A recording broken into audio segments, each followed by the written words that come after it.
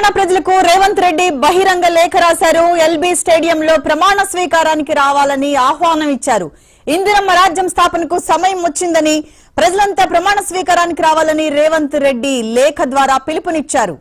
Revanth Reddy CM ప్రమాణ స్వీకారానికి LB స్టేడియంలో భారీగా ఏర్పాట్లు చేస్తున్నారు. స్టేడియంలో 3 వేదికల నిర్మాణం చేపట్టారు. ప్రధాన వేదికపై అగ్రనేతలు, సీఎంలు, ఎమ్మెల్యేలు, పీఎస్సీ సభ్యులు హాజరయ్యే విధంగా ఏర్పాట్లు చేశారు. అలాగే ప్రధాన వేదికకు ఇరువైపులా 2 వేదికలను ఏర్పాటు చేశారు. 2వ వేదికపై ఏఐసీసీ నేతలు, రాష్ట్ర సీనియర్ నేతలు హాజరు కానున్నారు. 3వ వేదికపై డీసీసీ అధ్యక్షులు, సహపార్టీ ముఖ్య నేతలు పాల్గొననున్నారు. స్టేడియం బయట 500 మంది కళాకారులతో సాంస్కృతిక కార్యక్రమాలు చేపట్టనున్నారు. స్టేడియం చుట్టుపక్కల ట్రాఫిక్ ఆంక్షలు ఉంటాయి. సీసీ కెమెరాతో పాటు ఎల్ఈడీ స్క్రీన్లు ఏర్పాటు చేసినట్లు ఇప్పటికే డీసీపీ తెలిపారు. ప్రస్తుతం రేవంత్ రెడ్డి ఢిల్లీ ఎయిర్పోర్ట్ నుంచి మహారాష్ట్ర సదన్ కు చేరుకున్నారు. మాణిక్రావు ఠాక్రేతో రేవంత్ రెడ్డి సమావేశమయ్యారు. రేపు రేవంత్ రెడ్డితో పాటు 6 మంత్రులు ప్రమాణ స్వీకారం చేయనున్నారు. దీనికి సంబంధించి కాసేపట్లో బెర్త్ కన్ఫర్మ్ అయిన వ్యక్తుల పేర్లు ప్రకటన చేసే ఛాన్స్ ఉంది. ఇందుకోసమే రేవంత్ ను హైకమాండ్ వెనక్కి పిలిచినట్లుగా ప్రచారం జరుగుతోంది. ఢిల్లీ ఎయిర్పోర్ట్ నుంచి మళ్లీ రేవంత్ రెడ్డి వెనక్కి వెళ్లారు. హైకమాండ్ పిలుపుతో వెనక్కి వెళ్లారు. హైదరాబాద్ కు వచ్చేందుకు ఢిల్లీ ఎయిర్పోర్ట్ కు వెళ్లిన రేవంత్ రెడ్డి హైకమాండ్ పిలుపుతో హుటాహుటిన ఏఐసీసీ కార్యాలయానికి తిరిగి వెళ్లినట్టుగా తెలుస్తోంది.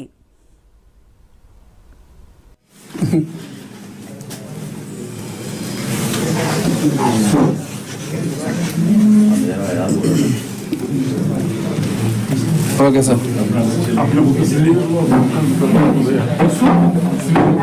फोन कर रहे हैं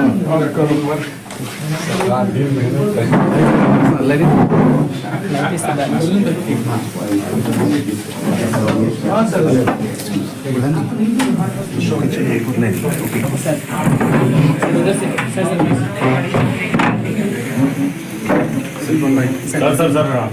वेरी नाइस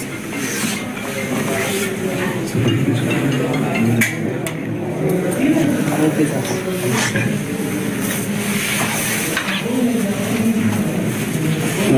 कैसे दिख रहा सर जी अभी आमने बातें बात हुई लेगा नहीं लाइट चलाओ लाइट नहीं बेल अच्छा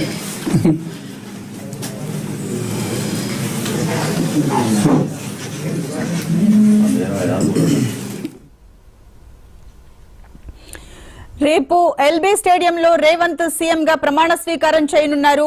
రేవంత్ రెడ్డి కాంగ్రెస్ సీనియర్ నేత కేసీ వేణుగోపాల్, పార్టీ జాతీయ అధ్యక్షులు మల్లికార్జున్ ఖర్గేతో మొదలైన ప్రముఖులతో రేపు ప్రాంగణంకి వచ్చే అవకాశం ఉంది.